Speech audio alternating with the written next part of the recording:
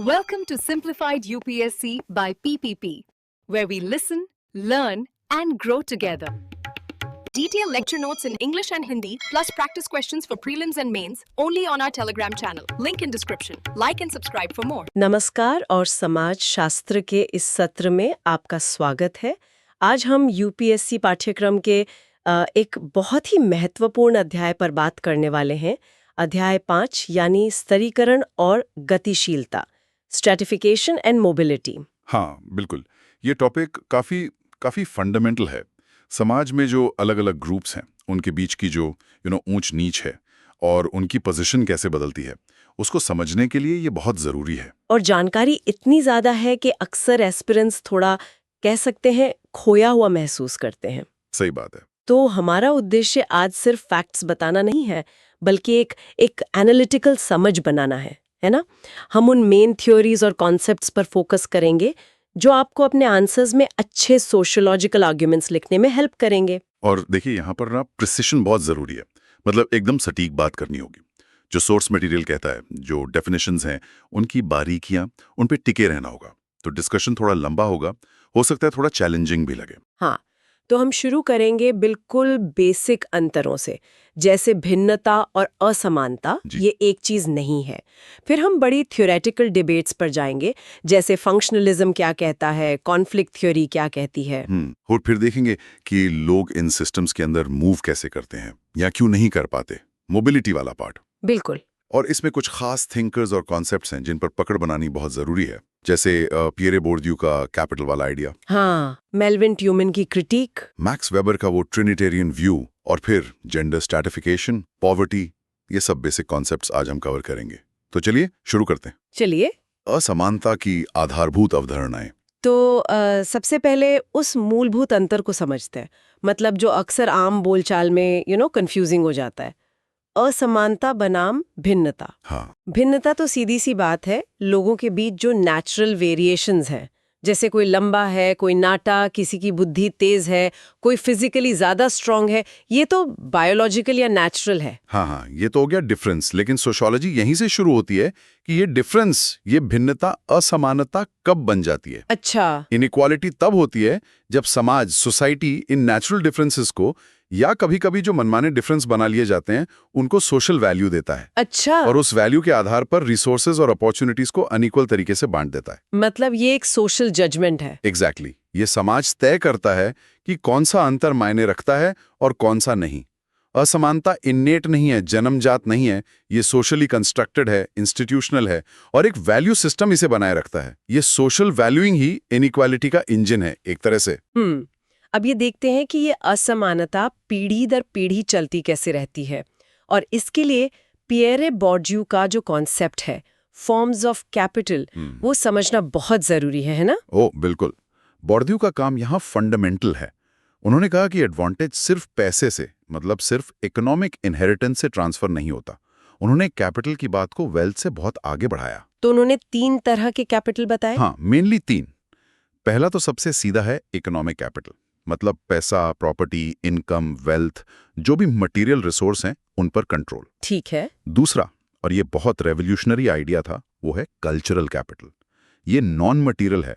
इसमें आपका ज्ञान, आपका बिहेवियर, आपकी स्किल्स, आपकी पसंद नापसंद, यहाँ तक कि आपका सोचने का तरीका, वो सब आता है, जिसे डोमिनेंट सोशल ग्रुप वैल्यू करता है। अच्छा, जैसे कोई उदाहरण? जैसे मान लीजिए खास तरीके से बात करने का सलीका, या किसी खास तरह की आर्ट को अप्रिशिएट करना, या बॉडी लैंग्वेज, मैनरिज्म्स, जिनसे पता चलता है कि आप उनमें से एक हैं, एलीट क्लास का हिस्सा हैं। और इसमें एजुकेशन सिस्टम का क्या रोल है? बोर्डियू कहते हैं कि एजुकेशन सिस्टम सिर्फ नॉलेज नहीं देता, वो इस कल्चरल कैपिटल का बहुत बड़ा रिप्रोड्यूसर है। वो उन स्टूडेंट्स को रिवॉर्ड करता है जिनके पास पहले से ही ये डोमिनेंट कल्चरल टूल किट है। मतलब जिसके पास पहले से वो तौर तरीके हैं, उसे फायदा मिलता है। हाँ, मान लीजिए कोई वर्किंग क्लास बैकग्राउंड का बच्चा किसी एलीट यूनिवर्सिटी में जाता है। इंटेलिजेंस बराबर हो सकती है, लेकिन उसे वो खास कल्चरल कैपिटल की कमी महसूस हो सकती है, जैसे प्रोफेसर से कैसे बात करनी है, कौन से नेटवर्किंग इवेंट्स इंपॉर्टेंट हैं, ब्यूरोक्रेसी को कैसे नेविगेट करना है। ये जो अनकहे नियम होते हैं ना, उनकी जानकारी ना होना एक बड़ा बैरियर बन सकता है। और तीसरा कैपिटल? तीसरा है सोशल कैपिटल। ये है आपके नेटवर्क्स, आपके कनेक्शंस, आपके रिश्ते, आप किसे जानते हैं, जिसका इस्तेमाल आप जॉब्स पाने, इंफॉर्मेशन हासिल करने या फेवर्स लेने में कर सकते हैं। Network effect. तो ये तीनों इकोनॉमिक, कल्चरल और सोशल आपस में जुड़े हुए हैं। बिल्कुल। ये लगातार इंटरैक्ट करते हैं, किसी व्यक्ति के लाइफ चांसेस को तय करते हैं और सबसे जरूरी बात, मौजूदा स्टेटस को, जो व्यवस्था है, उसे बनाए रखते हैं, उसे मजबूत करते हैं। असमानता के रूपों की बात करें तो आंधे बेतई का जिक्र आता है, फैली हुई बनाम संचय या समानता। इसमें मूल अंतर क्या है? स्रोत में ज्यादा डिटेल नहीं है, पर आइडिया क्या है? हाँ, बेटे का डिस्टिंक्शन इंपॉर्टेंट है। बेसिक आइडिया यह है कि डिस्पर्स्ड इनइक्वालिटी में ऐसा हो सकता है कि एक एरिया में कमी हो, जैसे पैसे की, लेकिन दूसरे एरिया में आपकी पोजीशन अच्छी हो। जैसे मान लीजिए कोई बहुत इज्जतदार लेकिन गरीब स्कॉलर है, अच्छा। जबकि क्यूमरेटिव इक्वालिटी में एक फील्ड में डिसएडवांटेज, जैसे मान लीजिए ऐतिहासिक रूप से जाति, वो दूसरे फील्ड्स में भी डिसएडवांटेज को बढ़ाता है। मतलब पैसा, एजुकेशन, पॉलिटिकल पावर सब एक साथ कम हो जाते हैं। एक नुकसान दूसरे नुकसान को खींच लाता है। और इसका सबसे साफ दिखने वाला नतीजा है गरीबी, पॉवर्टी। समाजशास्त्रीय नजरिए से देखें तो ये सिर्फ पैसे की कमी तो नहीं है। बिल्कुल नहीं, ये बहुत कॉम्प्लेक्स मल्टी डायमेंशनल चीज है। इसमें सिर्फ रिसोर्स और इनकम की कमी नहीं है, बल्कि अपॉर्चुनिटीज की कमी, हेल्थ केयर, एजुकेशन जैसी बेसिक जरूरतों तक पहुंच की कमी, ये सब शामिल है। इसके दो टाइप बताए गए हैं, एब्सोल्यूट और रिलेटिव पॉवर्टी। हाँ, एब्सोल्यूट पॉवर्टी मतलब बेसिक सर्वाइवल के लिए जो मिनिमम जरूरतें हैं, खाना, कपड़ा, मकान, उनका भी ना होना, सर्वाइवल लाइन से नीचे। और रिलेटिव पॉवर्टी? रिलेटिव पॉवर्टी का मतलब है कि आप जिस सोसाइटी में रह रहे हैं, उसके एवरेज स्टैंडर्ड ऑफ लिविंग के मुकाबले आपके पास इतने कम रिसोर्सेज हैं कि आप उस सोसाइटी में पूरी तरह से पार्टिसिपेट नहीं कर पाते। ये कॉन्टेक्स्ट पर डिपेंड करता है। जैसे आज किसी अमीर देश में अगर आप ब्रॉडबैंड इंटरनेट अफोर्ड नहीं कर सकते, तो ये रिलेटिव पॉवर्टी हो सकती है, क्योंकि बहुत सारी सोशल और इकोनॉमिक लाइफ ऑनलाइन चलती है। जी बिल्कुल। आप भूखे नहीं हैं, पर आप समाज से कट गए हैं, एक्सक्लूडेड हो गए हैं। गरीबी से जुड़ा एक और कॉन्सेप्ट है जो काफी कंट्रोवर्शियल भी रहा है, ऑस्कर लुइस का कल्चर ऑफ पॉवर्टी। उनका क्या कहना था? हाँ, लुइस ने अपनी एथनोग्राफिक स्टडीज खासकर मेक्सिको और प्यूर्टो में के बेस पर यह सजेस्ट किया कि जो लोग बहुत लंबे समय से गरीबी में रहते हैं, उनमें एक खास तरह के सब कल्चरल वैल्यूज और बिहेवियर डेवलप हो जाते हैं। जैसे प्रेजेंट टाइम ओरिएंटेशन, मतलब सिर्फ आज का सोचना, भविष्य की प्लानिंग ना करना, या एक तरह की फेटलिज्म, भाग्यवादिता की भावना। लुइस का तर्क था कि ये गरीबी की मुश्किल परिस्थितियों का एक अडेप्टेशन है, लेकिन ये आदतें इतनी गहरी हो जाती हैं कि अगर इकोनॉमिक अपॉर्चुनिटीज थोड़ी बेहतर भी हों, तो भी लोग गरीबी से बाहर नहीं निकल पाते। ये कल्चर ही गरीबी को बनाए रखता है। लेकिन इसकी आलोचना क्यों हुई? इसकी बहुत आलोचना हुई। क्रिटिक्स कहते हैं कि ये थियरी बेसिकली विक्टिम को ब्लेम करती है।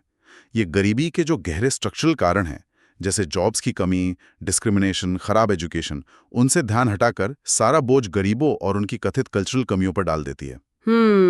और अगर हम इसे इकोनॉमिक इनइक्वालिटी को जेंडर के लेंस से देखें तो फेमिनाइजेशन ऑफ पॉवर्टी की बात आती है। इसका क्या मतलब है? ये एक बहुत महत्वपूर्ण कॉन्सेप्ट है। ये इस सीधी सी सच्चाई को हाईलाइट करता है कि दुनिया भर में गरीबी का बोझ महिलाओं पर कहीं ज्यादा है।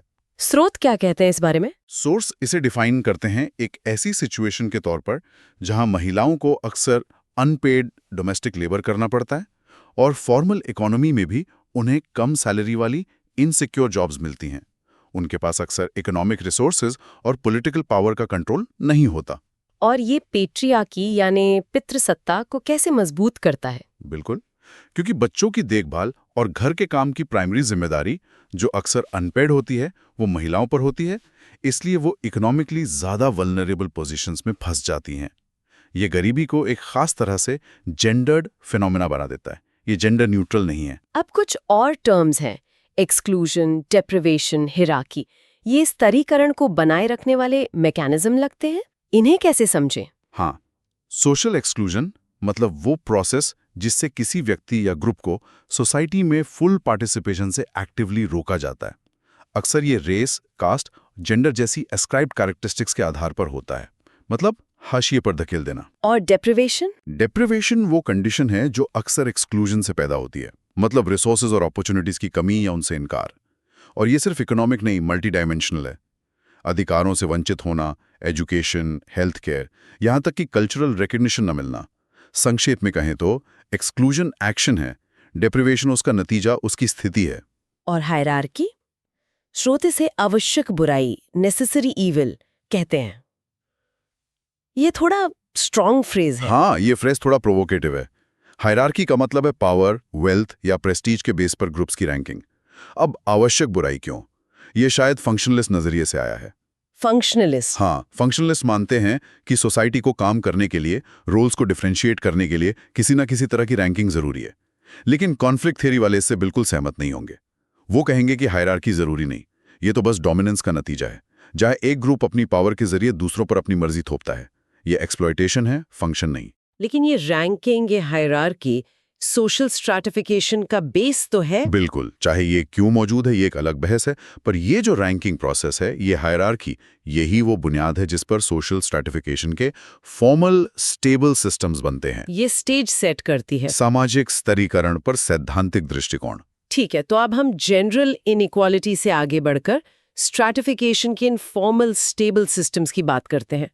तो सबसे पहले सोशल स्ट्रैटिफिकेशन की परिभाषा क्या है और इसके ऐतिहासिक रूप कौन-कौन से रहे हैं? हाँ, सोशल स्ट्रैटिफिकेशन मतलब सोसाइटी के अंदर इंडिविजुअल्स और ग्रुप्स की एक सिस्टमैटिक रैंकिंग, जो टाइम के साथ अक्सर पीढ़ी दर पीढ़ी बनी रहती है। ये रैंडम नहीं है, इंस्टीट्यूशनल है। और इसके ऐतिहासिक रूप?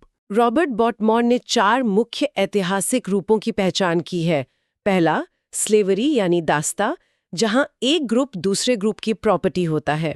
दूसरा, एस्टेट्स, जो फ्यूडल यूरोप में था, जिसमें कानूनी अधिकार और कर्तव्य लैंड ओनरशिप और जन्म से जुड़े थे। Nobility, clergy, commoners. तीसरा, जाति? हाँ, कास्ट। ये हायरार्की, प्यूरिटी और पोल्यूशन के सख्त धार्मिक और कल्चरल नियमों पर आधारित सिस्टम है। मेनली इंडिया से जुड़ा है। स्टेटस जन्म से ही फिक्स हो जाता है। बहुत क्लोज्ड सिस्टम है ये। और चौथा? चौथा है क्लास, जो आज डोमिनेंट सिस्टम है। ये मेनली इकोनॉमिक स्टैंडिंग, ऑक्यूपेशन और मार्केट पोजीशन पर आधारित है। और कोई सिस्टम कितना खुला या बंद है, ये कैसे तय होता है? ये इस पर डिपेंड करता है कि स्टेटस किस बेसिस पर दिया जा रहा है, एस्क्रिप्शन यानी जन्म पर, या अचीवमेंट यानी प्रयास पर, और कितनी सोशल मोबिलिटी अलाउड है मतलब? पे बेस्ड होता है। जन्म से जो मिला वही रहेगा। मोबिलिटी बहुत लिमिटेड या इम्पॉसिबल होती है। क्राइटेरिया पर्टिकुलरिस्टिक होते हैं, मतलब आप कौन है ये मायने रखता है, आप क्या कर सकते हैं ये नहीं। और ओपन सिस्टम्स? ओपन सिस्टम्स जैसे क्लास में थियोरेटिकली स्टेटस अचीवमेंट पर बेस्ड माना जाता है। मेरिट, टैलेंट, एफर्ट, यहाँ मोबिलिटी पॉसिबल मानी जाती है, अचीवमेंट बेस्ड। हालांकि जैसा हमने कहा, असलियत में ये सिस्टम भी पूरी तरह ओपन नहीं होते। चलिए अब उन थ्योरीज पर आते हैं जो बताती हैं कि स्ट्रैटिफिकेशन क्यों मौजूद है। शुरुआत करते हैं फंक्शनलिस्ट व्यू से, जिसे नेसेसिटी आर्गुमेंट भी कहते हैं। हाँ, फंक्शनलिस्ट पर्सपेक्टिव, खासकर टैलकॉट पार्सन्स जैसे थिंकर्स से जुड़ा हुआ, ये मानता है कि स्ट्रैटिफिकेशन सोसाइटी के शेयर्ड वैल्यूज से निकलता है, जिसे पार्सन्स ने वैल्यू कंसेंसस कहा था। मतलब सब मानते हैं कि क्या चीज इंपॉर्टेंट है। हाँ, उनका तर्क है कि सोसाइटी को ठीक से काम करने के लिए मैकेनिज्म चाहिए। लोगों को इन शेयर्ड वैल्यूज के बेस पर इवैल्यूएट और रैंक किया जाता है, और ये रैंकिंग इंश्योर करती है कि जो सबसे इम्पॉर्टेंट रोल्स हैं वो सबसे लायक लोगों को मिले। ये सोसाइटी की ज़रूरतों के बारे में है। और इसी से जुड़ा है डेविस मूर थीसिस। ये बहुत बेसिक और कह सकते हैं काफी डिबेटेड आर्ग्यूमेंट है। उन्होंने क्या कहा था? बिल्कुल, किंग्सले डेविस और विल्बर्ट मोर ने 1945 में कहा कि स्ट्रैटिफिकेशन किसी भी सोसाइटी के सर्वाइवल और फंक्शनिंग के लिए एक अनकॉन्शियस, ज़रूरी और आखिर में फ़ायदेमंद मैकेनिज्म है। फायदेमंद कैसे? उन्होंने कहा कि सोसाइटी को 2 चीजें इंश्योर करनी होती हैं। एक, कि सारे जरूरी रोल्स या पोजीशंस भरे जाएं, और दूसरा, और यही उनका कोर आर्गुमेंट है, कि जो फंक्शनली ज्यादा इंपॉर्टेंट पोजीशंस हैं वो भरोसेमंद तरीके से सबसे टैलेंटेड और क्वालिफाइड लोगों द्वारा भरे जाएं। और फंक्शनली ज्यादा इंपॉर्टेंट का क्या मतलब है? ये थोड़ा डिबेटेबल है, पर उनका मतलब उन रोल से था जिनके लिए हाई लेवल की स्किल, लंबी ट्रेनिंग या सोसाइटी की वेलबींग के लिए बड़ी जिम्मेदारी चाहिए, जैसे सर्जन, इंजीनियर, शायद जज। ठीक है, तो आपने इंपॉर्टेंट रोल्स पहचान लिए। अब ये कैसे पक्का करें कि बेस्ट लोग ही उन्हें करना चाहें, खासकर अगर उसमें सालों की मेहनत लगती हो? यहीं पर डिफरेंशियल रिवॉर्ड्स का आइडिया आता है। जो टैलेंट कथित तौर पर स्कार्स है, दुर्लभ है, उसे ज़रूरी सैक्रिफाइस करने के लिए लंबी ट्रेनिंग, हाई स्ट्रेस जिम्मेदारी, मोटिवेट करने के लिए सोसाइटी को अलग-अलग लेवल के रिवॉर्ड्स ऑफर करने पड़ते हैं। मतलब ज्यादा पैसा, ज्यादा इज्जत। हाँ, सिर्फ ज्यादा पैसा और इनकम ही नहीं, बल्कि ज्यादा प्रेस्टीज, सोशल ऑनर, शायद ज्यादा खाली समय, बेहतर वर्किंग कंडीशंस, सारे पर्क्स। तो डेविस मोर के हिसाब से रिवॉर्ड्स की इनइक्वालिटी कोई प्रॉब्लम नहीं है, बल्कि ये तो एक फंक्शनल जरूरत है। ये एक जरूरी इंसेंटिव स्ट्रक्चर है। एग्जैक्टली। उनके हिसाब से असमानता समाज को बेहतर तरीके से काम करने में मदद करती है।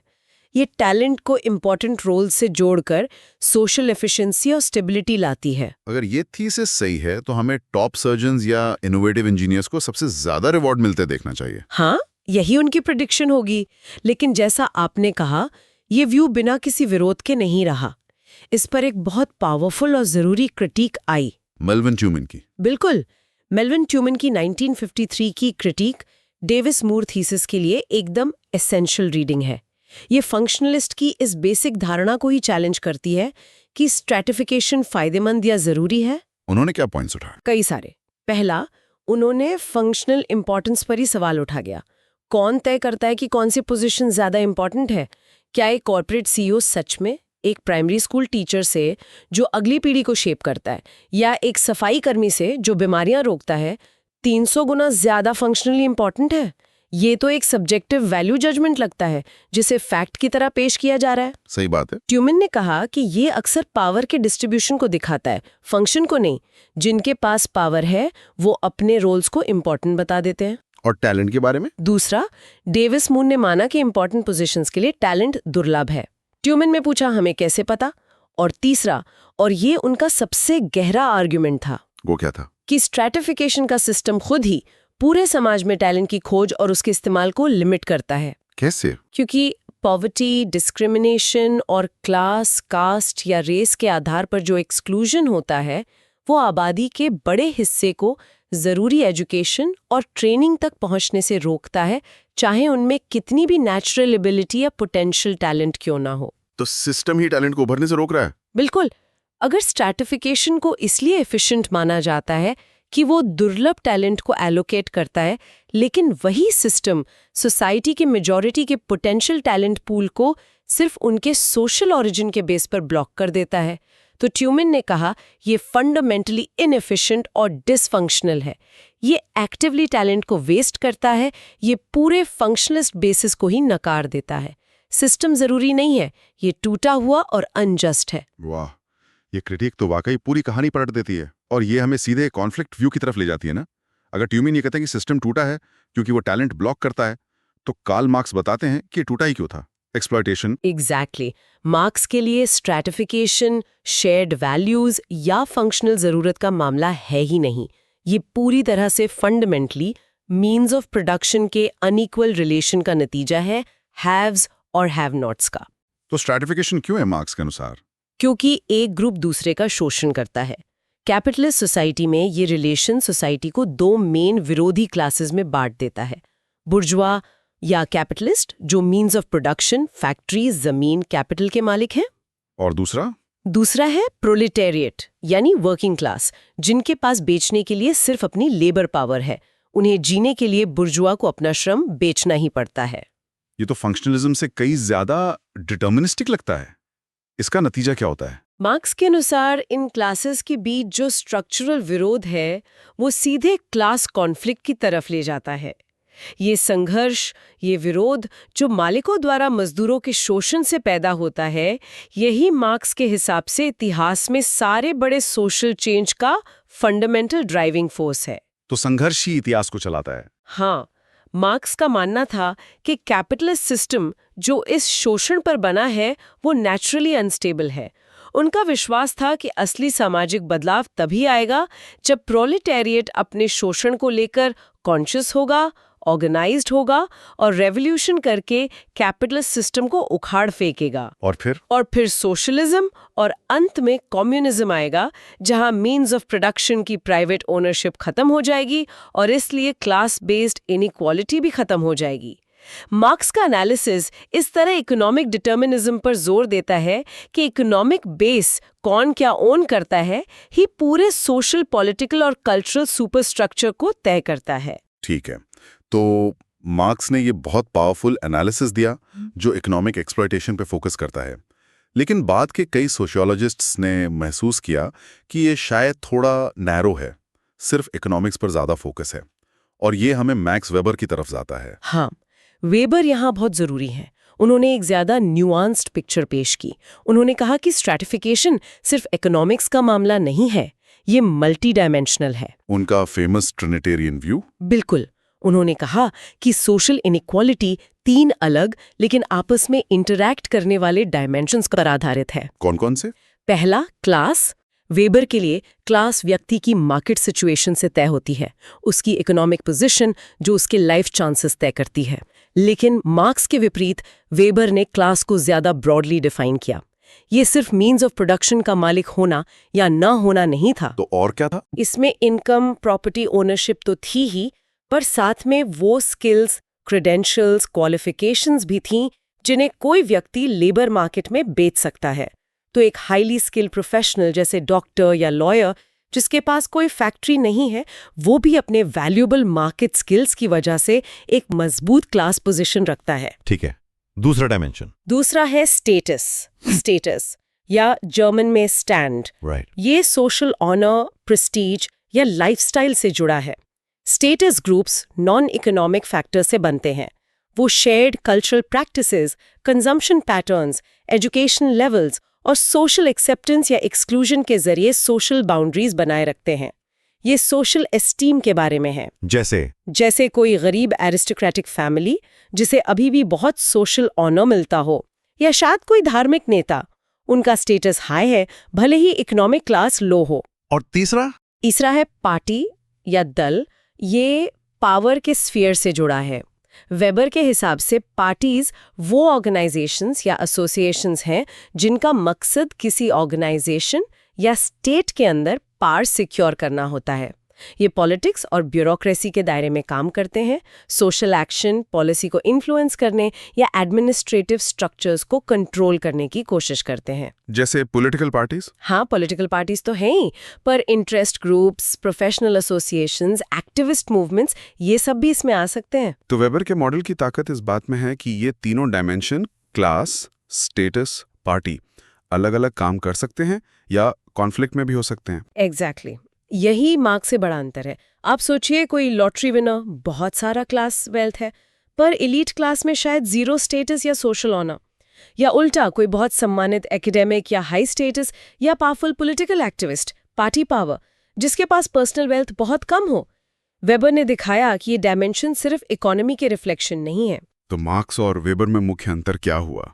मार्क्स ने क्लास को सख्ती से मीन्स ऑफ प्रोडक्शन, ओनर या वर्कर से रिलेशन के आधार पर डिफाइन किया। वेबर ने क्लास को मार्केट सिचुएशन के बेस पर ज्यादा ब्रॉडली देखा, जिसमें स्किल्स और मार्केट पावर भी शामिल थे।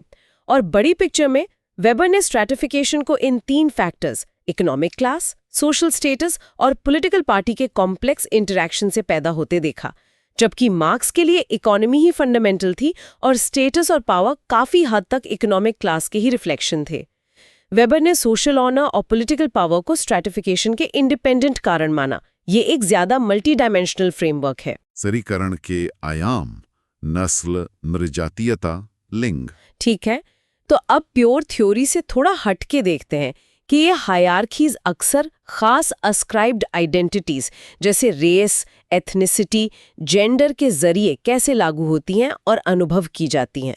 ये चीज़ें कैसे स्ट्रैटिफिकेशन के सिस्टम की तरह काम करती हैं, जो अक्सर इकोनॉमिक क्लास के साथ या उससे अलग भी चलती हैं। हाँ, ये देखना बहुत जरूरी है कि ये सोशल कैटेगरीज कैसे हायरार्किकल स्ट्रक्चर बन जाती हैं। पहले तो रेस और एथनिसिटी की टर्मिनोलॉजी क्लियर कर लेते हैं। हाँ, बताइए। रेस आमतौर पर परसीव्ड बायोलॉजिकल डिफरेंसेस पर आधारित होती है, जैसे स्किन कलर, बालों का टेक्सचर। इंपॉर्टेंट बात यह है कि ये वो डिफरेंसेस हैं जिन्हें सोसाइटी इंपॉर्टेंट मानती है, भले ही साइंटिफिकली अलग ह्यूमन रेसेस का कॉन्सेप्ट काफी हद तक डिबंक हो चुका है। तो ये परसीव्ड फिजिकल ट्रेट्स पर बेस्ड एक सोशल कंस्ट्रक्शन है। और एथनिसिटी दूसरी तरफ शेयर्ड कल्चरल कैरेक्टरिस्टिक्स पर आधारित है। ये language, religion, national origin, customs, shared history या ट्रेडिशंस हो सकते हैं। ये कल्चरल आइडेंटिटी और बिलोंगिंग के बारे में है। तो रेस, परसीव्ड बायोलॉजी है, एथनिसिटी, शेयर्ड कल्चर, ये कैटेगरीज फिर पावर और इनइक्वालिटी के सिस्टम कैसे बन जाती हैं? क्योंकि दोनों को सिस्टमैटिकली एक्सक्लूजन, डिस्क्रिमिनेशन और डेप्रिवेशन के बेसिस के तौर पर इस्तेमाल किया जाता है। इनका इस्तेमाल कुछ ग्रुप्स के लिए रिसोर्सेज, अपॉर्चुनिटीज, पॉलिटिकल पावर और सोशल ऑनर तक पहुंच को लिमिट करने को जस्टिफाई करने के लिए किया जाता है। कोई उदाहरण? हमारे सोर्सेज में सबसे गहरा ऐतिहासिक उदाहरण दिया गया है साउथ अफ्रीका का अपार्थाइड सिस्टम। वो पूरा लीगल और पॉलिटिकल सिस्टम था जो खुले तौर पर इंस्टीट्यूशनलाइज्ड रेशियल डिस्क्रिमिनेशन पर बना था। उसने सिर्फ रेस के आधार पर इनइक्वालिटी को लीगली कोडिफाई कर दिया था। यह दिखाता है कि कैसे एक परसीव्ड डिफरेंस को कठोर पॉलिटिकल और इकोनॉमिक स्ट्रैटिफिकेशन में बदला जा सकता है। और आज के समय में? आज भी जहां ऐसे खुले कानून नहीं हैं, वहां भी रेस और ethnicity, institutional discrimination, systemic biases जैसे हाउसिंग या एम्प्लॉयमेंट में, रेजिडेंशियल सेग्रीगेशन और अनकॉन्शियस प्रेजुडिस जैसे मैकेनिज्म के जरिए इनइक्वालिटी को स्ट्रक्चर करते रहते हैं। ये स्ट्रैटिफिकेशन की पावरफुल एक्सेस बने हुए हैं। अब जेंडर की तरफ आते हैं। स्रोत इसे स्ट्रैटिफिकेशन का एक बहुत फंडामेंटल और सच में कहें तो पर्वेसिव फॉर्म बताते हैं, ऐसा कुछ जो लगभग हर ह्यूमन सोसाइटी को ऑर्गेनाइज करता है। हाँ बिल्कुल, जेंडर स्ट्रैटिफिकेशन का एक फंडामेंटल सिस्टम है और इसे आमतौर पर पेट्रियार्की से मजबूती मिलती है। पेट्रियार्की को कैसे डिफाइन करेंगे? इसे एक परवेसिव सिस्टेमिक कंडीशन, एक सोशल सिस्टम के रूप में डिस्क्राइब किया गया है जहां पुरुष प्राइमरी पावर रखते हैं और political leadership, moral authority, social privilege और प्रॉपर्टी के कंट्रोल जैसी डोमिनेंट भूमिकाओं में होते हैं। तो ये मेल डोमिनेंस का सिस्टम है। और ये जेंडर डिवीजन ऑफ लेबर से कैसे जुड़ा है? जेंडर्स के बीच पावर और रिसोर्सेज का ये अनइक्वल डिस्ट्रीब्यूशन अक्सर जेंडर डिवीजन ऑफ लेबर के जरिए मेंटेन और जस्टिफाई किया जाता है। इसमें खास रोल्स, टास्क्स, ऑक्यूपेशंस ट्रेडिशनली पुरुषों और महिलाओं को सौंप दिए जाते हैं, कथित बायोलॉजिकल डिफरेंसेस के आधार पर। लेकिन फेमिनिस्ट सोशियोलॉजिस्ट एन ओकली ने इस बायोलॉजिकल बेसिस को ही चैलेंज किया था, है ना? उनका काम यहाँ बहुत महत्वपूर्ण था। वो बिल्कुल ग्राउंड ब्रेकिंग काम था। एन ओकले ने वो क्रिटिकल डिस्टिंक्शन किया। सेक्स मेल और फीमेल के बीच बायोलॉजिकल डिफरेंसेस को रेफर करता है, लेकिन जेंडर उन्होंने जोर देकर कहा एक कल्चरल कंस्ट्रक्ट है। मतलब ये उन सोशल रोल्स, बिहेवियर्स, एक्सपेक्टेशंस और आइडेंटिटीज के बारे में है जो एक सोसाइटी लोगों को उनके सेक्स के आधार पर असाइन करती है। तो ये सीखा हुआ है, लर्नड है, इनेट नहीं है। उन्होंने ये कैसे साबित किया? उन्होंने एम्पिरिकल एविडेंस दिखाया कि जेंडर रोल्स, मतलब किसे पुरुषों का काम माना जाता है और किसे महिलाओं का, वो अलग-अलग सोसाइटीज में और पूरे इतिहास में बहुत ज्यादा वेरी करते हैं, मैसिवली वेरी करते हैं। और इस वेरिएशन से क्या साबित होता है? ये दिखाता है कि अलग-अलग सोशल रोल्स का असाइनमेंट और इम्पोर्टेंटली पुरुषों और महिलाओं को मिलने वाले अलग-अलग रिवॉर्ड्स और पावर, ये मुख्य रूप से कल्चरल एक्ट है। ये अक्सर मौजूदा पावर स्ट्रक्चर्स, खासकर पेट्रियार्की, को बनाए रखने के लिए डिजाइन किया गया है। तो जेंडर को कल्चरल कंस्ट्रक्ट बताकर ओकले ने दिखाया कि sexual division of labour actively structural gender inequality बनाता है, बजाय इसके कि ये सिर्फ बायोलॉजिकल डिफरेंस का एक नेचुरल नतीजा हो। ये किसी भी हाई लेवल सोशियोलॉजिकल डिस्कशन के लिए बहुत क्रिटिकल एनालिटिकल पॉइंट है। हाँ बिल्कुल, बायोलॉजी से कल्चर की तरफ ये शिफ्ट फंडामेंटल है और ये समझना जरूरी है कि पेट्रियार्की से पैदा होने वाली इनइक्वालिटी का स्केल कितना बड़ा है। ये सीधे सीधे फेमिनाइजेशन ऑफ पॉवर्टी जैसी चीज़ों में नजर आता है और ये सिस्टमैटिकली महिलाओं की political power, education, economic resources तक पहुंच को लिमिट करता है। नतीजा ये है कि दुनिया भर में आज भी ज़्यादातर की डिसीजन मेकिंग पोजीशंस पर पुरुष ही हावी हैं। ये स्ट्रैटिफिकेशन का एक ग्लोबल सिस्टम है। सामाजिक गतिशीलता और व्यवस्था के प्रकार। ठीक है, तो हमने इनइक्वालिटी के स्ट्रक्चर्स देख लिए। अब इसके डायनामिक एलिमेंट पर आते हैं। सोशल मोबिलिटी, लोग इन स्ट्रक्चर्स के अंदर मूव कैसे करते हैं। हाँ, सोशल मोबिलिटी, इसकी परिभाषा है इंडिविजुअल्स या ग्रुप्स का अलग-अलग सोशल स्ट्रेटा या पोजीशंस के बीच ट्रांजिशन, सोशल हायरार्की में ऊपर नीचे या साइडवेज मूवमेंट। और मोबिलिटी कितनी पॉसिबल है, इससे सिस्टम के नेचर का पता चलता है, जैसे ओपन वर्सेस क्लोज सिस्टम्स, जिनकी हमने पहले बात की। बिल्कुल, क्लोज सिस्टम्स जैसे ट्रेडिशनल कास्ट सिस्टम या स्लेवरी में स्टेटस पूरी तरह एस्क्रिप्शन, जन्म पर बेस्ड होता है। मोबिलिटी बहुत लिमिटेड, अक्सर कानून या धर्म द्वारा मना होती है। अचीवमेंट, पर्सनल एफर्ट, टैलेंट, इनका रोल बहुत कम होता है। और ओपन सिस्टम्स? ओपन सिस्टम्स जैसे मॉडर्न क्लास सिस्टम्स में माना जाता है कि स्ट्रैटिफिकेशन मेनली अचीवमेंट पर बेस्ड है। Status theoretically merit, talent, effort, competition से कमाया जाता है। यहाँ मोबिलिटी ऊपर और नीचे दोनों पॉसिबल मानी जाती है। हालांकि जैसा हम देखेंगे, रियलिटी अक्सर आइडियल थ्योरी से ज़्यादा कॉम्प्लिकेटेड और कम ओपन होती है। बैरियर्स तब भी होते हैं। ठीक है, तो इस मूवमेंट को ड्राइव क्या करता है? कौन से फैक्टर्स सोशल मोबिलिटी को कॉज या इनेबल करते हैं? हम फैक्टर्स को कुछ कैटेगरीज में बांट सकते हैं। एक तो है प्राइमरी फैक्टर्स, जैसे individual talent, drive, ambition, achievement. Demographic variable भी रोल प्ले करते हैं, जैसे अलग-अलग क्लासेस में बर्थ रेट का अंतर या माइग्रेशन पैटर्न। और दूसरे हैं स्ट्रक्चरल फैक्टर्स, जो बड़े पैटर्न को समझने के लिए ज्यादा इंपॉर्टेंट है। ये सोसाइटी में होने वाले बदलाव हैं, जैसे इंडस्ट्रियलाइजेशन, एग्रीकल्चर से इंडस्ट्रियल इकोनॉमी की तरफ शिफ्ट। इससे डिवीजन ऑफ लेबर बहुत बढ़ गया, मतलब कई नई स्पेशलाइज्ड जॉब्स बनी, खासकर शहरों ने। इसने स्ट्रक्चरल मोबिलिटी की एक वेव पैदा की, लोगों को नई तरह की जॉब्स में खींचा। और एजुकेशन? हाँ, एजुकेशन को अक्सर मॉडर्न सोसाइटीज में मोबिलिटी का दूसरा बड़ा स्ट्रक्चरल सोर्स माना जाता है। माना जाता है कि ये यूनिवर्सलिस्टिक वैल्यूज को प्रमोट करती है, लोगों को बैकग्राउंड के बजाय मेरिट पर जज करती है और मॉडर्न इकोनॉमी के लिए ज़रूरी स्किल्स और क्रेडेंशियल्स देती है। इसे अक्सर अपवर्ड मोबिलिटी का मेन रास्ता माना जाता है। लेकिन हमें यहाँ एजुकेशन पर रुकना होगा, क्योंकि जहां इसे ग्रेट इक्वलाइजर कहा जाता है, वहीं ये इनइक्वालिटी को रिप्रोड्यूस करने का भी एक पावरफुल मैकेनिज्म हो सकता है, जैसा बोर्डियो ने कल्चरल कैपिटल के साथ कहा था।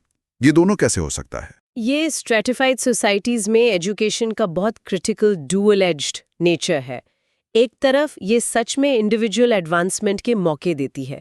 बहुत से लोग एजुकेशन के जरिए अपवर्ड मोबिलिटी पाते भी हैं, इसमें कोई शक नहीं। लेकिन क्रिटिक क्या है? लेकिन मार्क्सिस्ट और बोर्डियू की क्रिटिक हमें याद दिलाती है कि एजुकेशन का सिस्टम खुद अक्सर इस तरह से स्ट्रक्चर्ड होता है जो पहले से प्रिविलेज्ड लोगों को फेवर करता है। अगर क्वालिटी एजुकेशन, अच्छे school, resources, tuitions, supportive home environment, इन सब तक पहुंची अनइक्वल है, क्लास, रेस या रीजन के हिसाब से बटी हुई है, तो फिर ये लेवल प्लेइंग फील्ड नहीं है।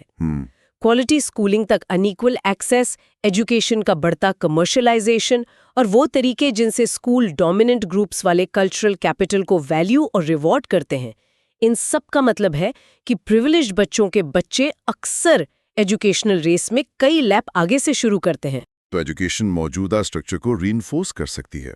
ये टैलेंटेड वर्किंग क्लास या मार्जिनलाइज्ड बच्चों की अपवर्ड मोबिलिटी को लिमिट कर सकती है, उनकी एबिलिटी के बावजूद। बिल्कुल। इस नजरिए से एजुकेशन क्लास स्ट्रक्चर को रिप्रोड्यूस कर सकती है, भले ही वो पब्लिकली खुद को मेरिटोक्रेटिक कहे। ये सोशल कॉन्टेस्टेशन की एक मेजर साइट है। ये एक बहुत जरूरी नुआंस है। अब मोबिलिटी के अलग अलग टाइप्स को बिल्कुल प्रिसाइजली समझते हैं। हमें इस मूवमेंट को एनालाइज करने के लिए स्पेसिफिक टर्म्स चाहिए। हाँ, बिल्कुल। कुछ क्लासिफिकेशंस हैं। पहला, हॉरिजॉन्टल वर्सेस वर्टिकल। ये मूवमेंट के डायरेक्शन के बारे में है। हॉरिजॉन्टल मतलब? हॉरिजॉन्टल मतलब पोजीशन बदलना, लेकिन उसी सोशल लेवल या स्ट्रेटम में रहना। जैसे कोई हाई स्कूल हिस्ट्री टीचर से करिकुलम डेवलपर बन जाए, साइडवेज मूवमेंट। और वर्टिकल? वर्टिकल मतलब सोशल हायरार्की में ऊपर या नीचे जाना, जैसे फैक्ट्री वर्कर से फैक्ट्री ओनर बनना, ascending vertical mobility. High paying job खोकर अनएम्प्लॉयड होना, डिसेंडिंग वर्टिकल मोबिलिटी, सीढ़ी ऊपर या नीचे। ठीक है। दूसरा भेद? दूसरा है इंट्रा जेनरेशनल वर्सेस इंटरजेनरेशनल। ये टाइम फ्रेम के बारे में है। Intra generational? Intra generational, intra मतलब विद इन। वो मोबिलिटी है जो एक व्यक्ति अपनी जीवन काल या करियर में एक्सपीरियंस करता है, जैसे मेल रूम क्लर्क से शुरू करके सीईओ बनकर रिटायर होना, एक लाइफ के अंदर मूवमेंट। और इंटरजेनरेशनल? इंटरजेनरेशनल, इंटर मतलब बिटवीन। वो मोबिलिटी है जो 2 या ज्यादा जेनरेशंस में मेजर की जाती है। आमतौर पर हम बच्चे की ऑक्यूपेशनल या क्लास पोजीशन को उसके पेरेंट्स की पोजीशन से कंपेयर करते हैं। अगर बच्चे लगातार अपने पेरेंट्स से हाई पोजीशन हासिल कर रहे हैं, तो ये सोसाइटी में हाई इंटरजेनरेशनल अपवर्ड मोबिलिटी दिखाता है। जेनरेशंस का कंपैरिजन। तीसरा डिस्टिंक्शन? तीसरा है स्ट्रक्चरल वर्सेस इंडिविजुअल। ये मोबिलिटी के कारण को अलग करता है। स्ट्रक्चरल मोबिलिटी मतलब? स्ट्रक्चरल मोबिलिटी सोसाइटी के ओवरऑल ऑक्यूपेशनल या इकोनॉमिक स्ट्रक्चर में बड़े बदलावों की वजह से होती है। जैसे अगर ऑटोमेशन हजारों फैक्ट्री जॉब्स खत्म कर दें, डाउनवर्ड मोबिलिटी, जबकि टेक सेक्टर बूम करे और हजारों नई हाई पेइंग जॉब्स बनाए, अपवर्ड मोबिलिटी। ये इकोनॉमिक शिफ्ट से होती है। ये लोगों की पूरी कैटेगरीज को अफेक्ट करती है। सोसाइटी बदलती है तो लोग मूव करते हैं। और इंडिविजुअल मोबिलिटी? इंडिविजुअल मोबिलिटी दूसरी तरफ पूरी तरह personal factors, effort, talent, luck, connections का नतीजा होती है। ओवरऑल स्ट्रक्चर में काफी हद तक इंडिपेंडेंट। जैसे अगर कोई व्यक्ति एक्स्ट्रा ऑर्डिनरी परफॉर्मेंस की वजह से प्रमोट होता है जबकि ओवरऑल इकोनॉमी और जॉब स्ट्रक्चर स्टेबल है, ये व्यक्ति के अपने एक्शन से होती है। एक और डिस्टिंक्शन है एब्सोल्यूट वर्सेस रिलेटिव मोबिलिटी।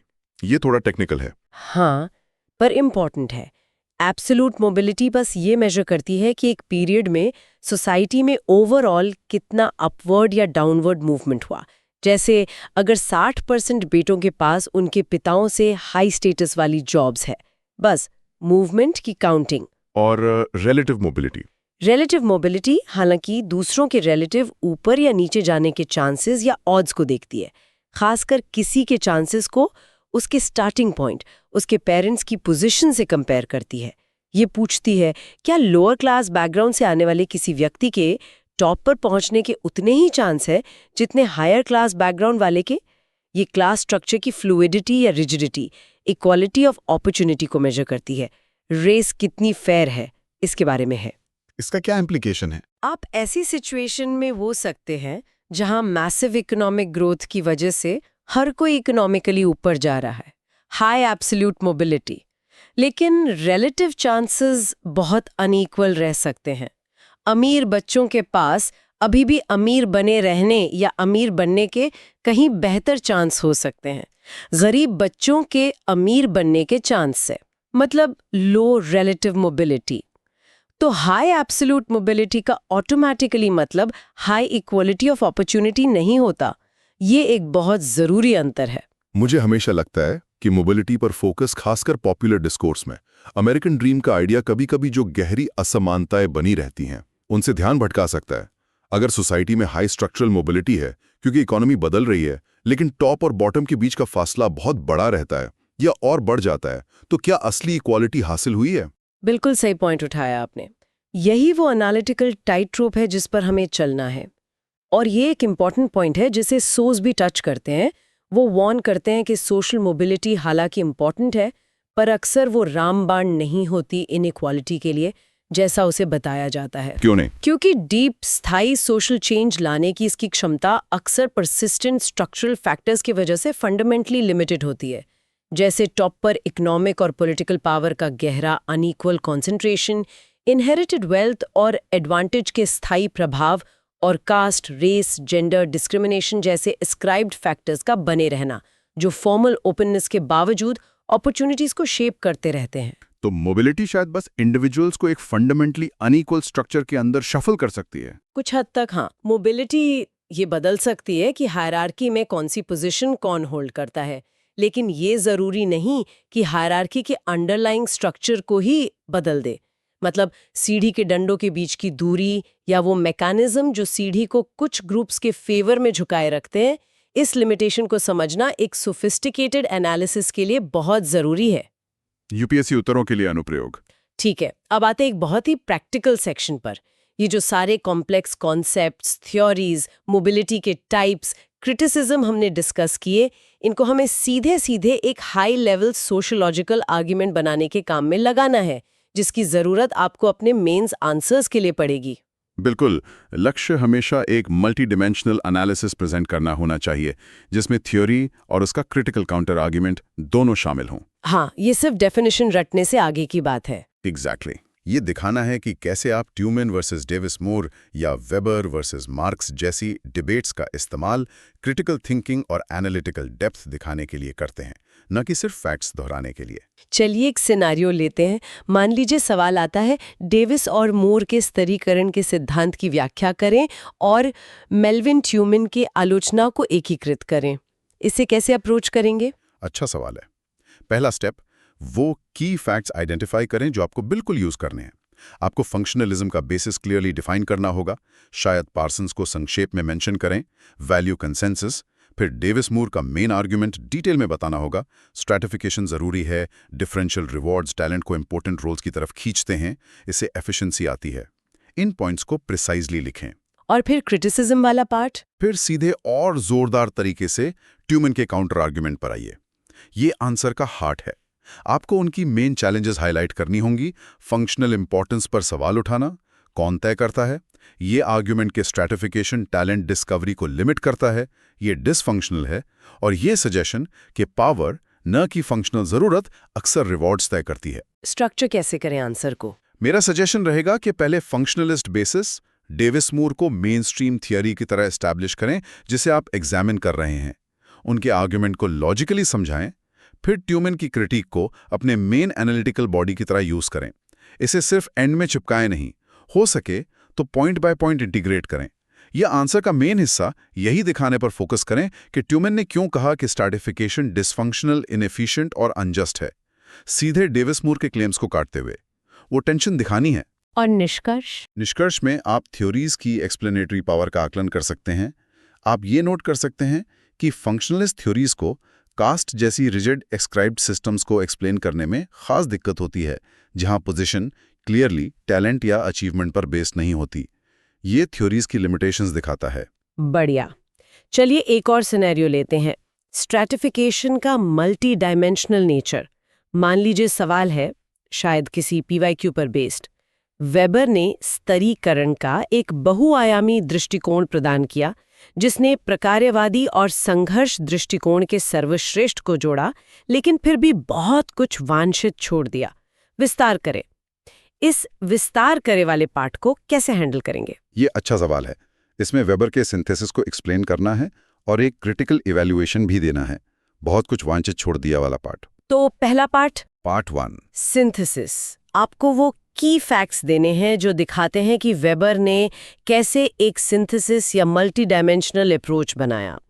उनका ट्रिनिटेरियन मॉडल क्लियरली समझाना है।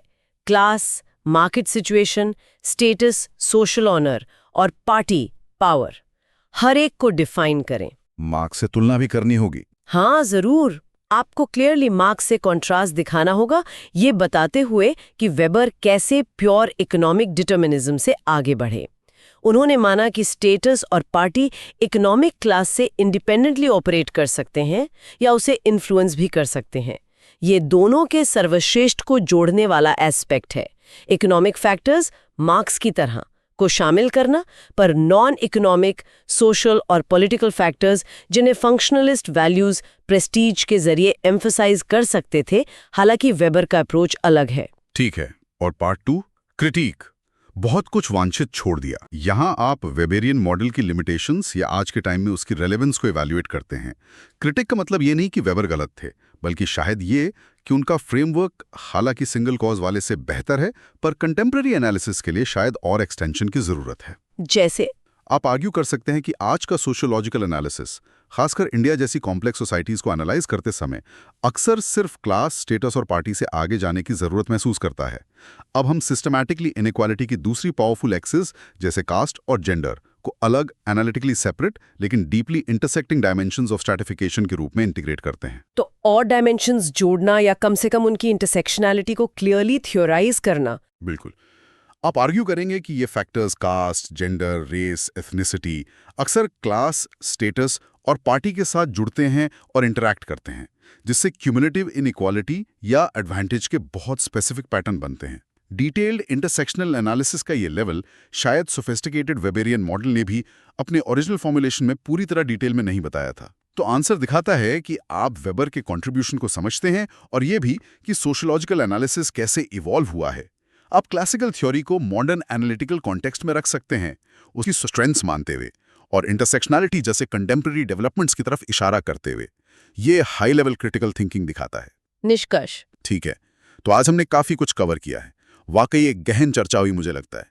हमने देखा कि कैसे साधारण भिन्नता गहरी संस्थागत असमानता में बदल जाती है और उन बुनियादी थ्योरेटिकल बहसों को समझा कि वो असमानता क्यों बनी रहती है और लोग उसके अंदर कैसे चलते हैं या नहीं चल पाते। हाँ बिल्कुल। चलिए फटाफट वो बिल्कुल कोर कॉन्सेप्ट्स और थिंकर्स रिकैप कर लेते हैं जो लर्नर्स को आगे ले जाने हैं। हाँ जरूर। Davis Moore, functionalist necessity argument, differential rewards वाला आइडिया। मेल्विन ट्यूमन, फंक्शनलिज्म की वो एसेंशियल क्रिटिक कि सिस्टम टैलेंट को लिमिट करता है, डिसफंक्शनल है। मैक्स वेबर, उनका ट्रिनिटेरियन व्यू याद रखना है। Class, market situation, status, social honour और party power, multi dimensional perspective.